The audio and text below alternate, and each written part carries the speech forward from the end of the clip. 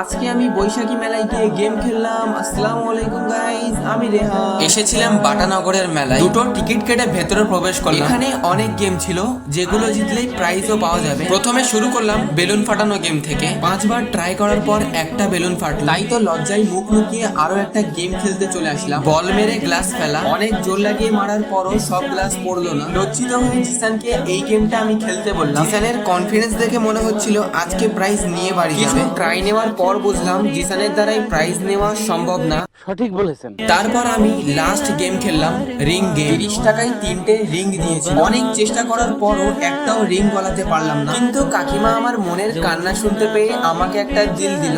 Thank you. এরপর ভাবলাম টাকাগুলো একটু পেটের মধ্যে দেওয়া যায়। তখনই দেখলাম মেলার মধ্যে একটা দাদা পটেটো টুইস্টার বিক্রি করছে, তাই আমরাও একটা পটেটো টুইস্টার নিয়ে নিলাম। প্রথমে জিসান ট্রাই করলো, তারপর আমি ট্রাই করলাম। আমার তো খেতে মোটামুটি লেগেছে। তারপর আমরা বার হয়ে পড়লাম বাড়ির উদ্দেশ্যে। আজকের ব্লগটা এতটাই, দেখা হবে পরের ব্লগে। বাই।